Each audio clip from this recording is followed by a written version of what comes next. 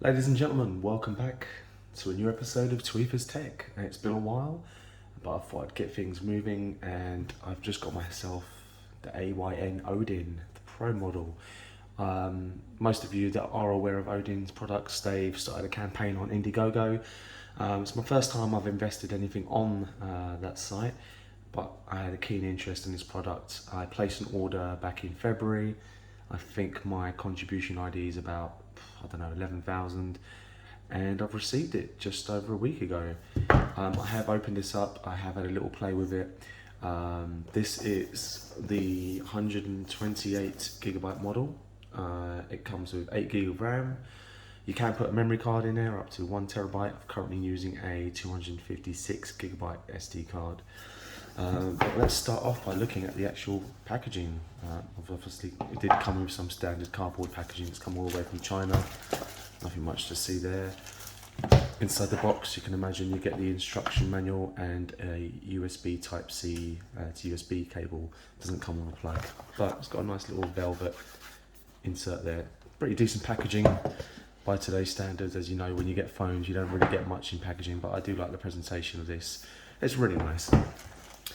Here's the device itself. Let's pull that out.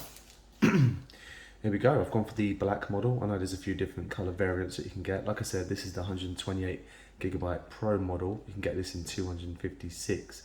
But I think it's hard to justify when you can put a memory expansion in there. I don't really think it's necessary, but I know a few people have bought that. So we've got a very similar vibe to the Nintendo Switch, maybe the Switch Lite more so. I think it's a bit bigger than the Switch Lite, but smaller than the standard Switch and the Switch OLED. Analog sticks here, they're clickable, which is great. Got the Switch layout here, which you can actually swap to the Xbox one. So at the moment, I've currently got button A as B and B as A and vice versa. So the controls are more similar to an Xbox layout, and that helps more compatibility with other games and emulators. So it's worth considering. D-pad. Nice and quick, nice and clicky, that's all good. The sticks have got real nice texture to them actually, nice rubberized texture. They're a real pleasure to use. Start and select button, shoulders. The triggers are analog as well. Over here we have the standby button, volume controls. Inside here we can move this little section and we'll have the SD card. That's why I've got my SD card in there. Is it micro HDMI or mini HDMI? I always forget, but that outputs to 4K on your television if you want to basically hardwire that to your TV. You probably have the option to mirrorcast as well. I've not tested that out. Down here we've got the Type-C charging cable and we've got a headphone jack, which is obviously quite rare. Why don't we load this up?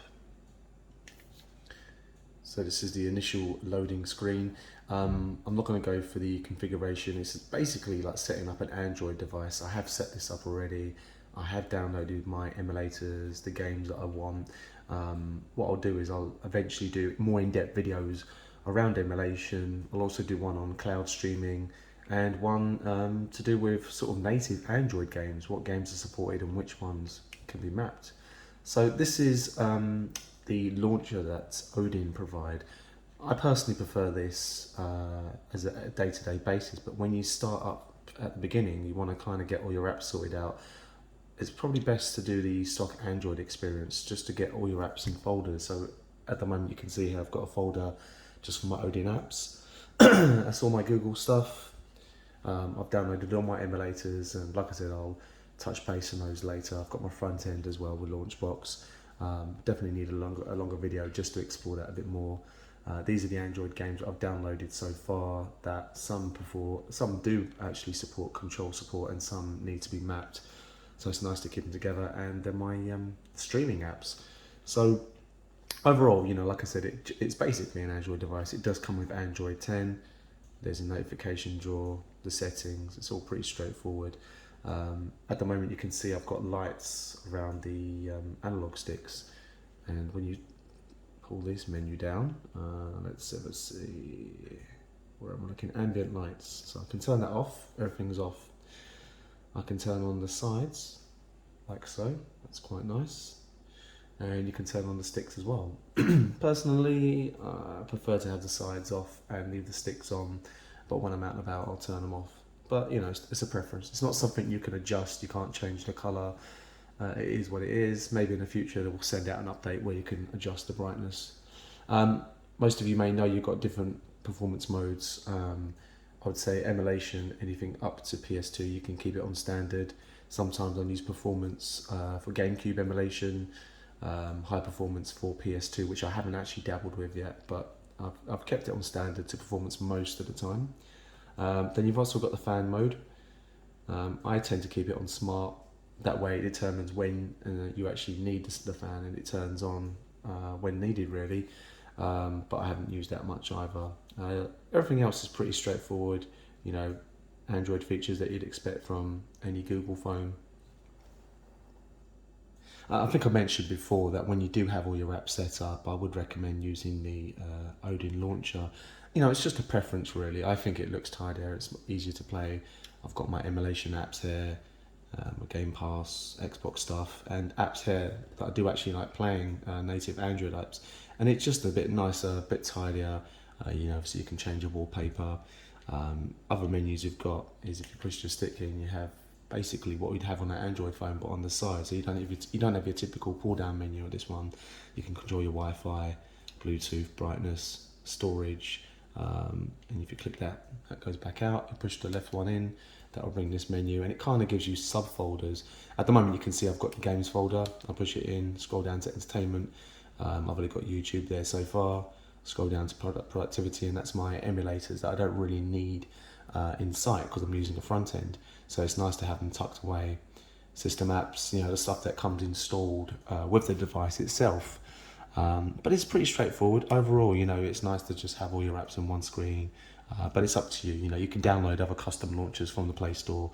And, you know, if you have got an Android device, you will be able to get into this quite quickly. You know, it's just going to be like setting up a phone, but, you know, you're just going to be downloading things for gaming and whatever else you want, you know, in terms of media streaming. I've only had the device for a week or so. I'm just getting used to it. I'll obviously do videos more around emulation, streaming, and the actual apps itself, but this was just a first look. I'm still getting used to it, but overall, I'm happy with the features. It's got all the hardware you need. I think the 8GB of RAM is more than sufficient. The fans, you know, they come on when they're needed. It's got different gaming performance modes for different needs, but it pretty much does it all. You know, the best way to look at this is it covers nearly 4 generations of gaming because it does anything, well, it emulates anything up to PS2. Game Pass pretty much emulates all 4 generations of the Xbox generation. It also does PC streaming, which I've yet to do. I'm going to test out my Steam games on here. And if you've got a PlayStation account, you can download the PlayStation streaming app, as well as Android games. So, you know, you could pretty much have your whole games collection on here, providing you've got a decent SD micro card. But like I said, it's just a first look. Really happy with it. Texture feels lovely. It's a real good, you know, quality in terms of build. Happy with the features. I'll do a more in-depth video on the device, but like I said, just a quick look at it. Happy with it so far, but stay tuned and we'll do some more videos. Thanks for tuning into Tweepers Tech. Stay tuned to the next video.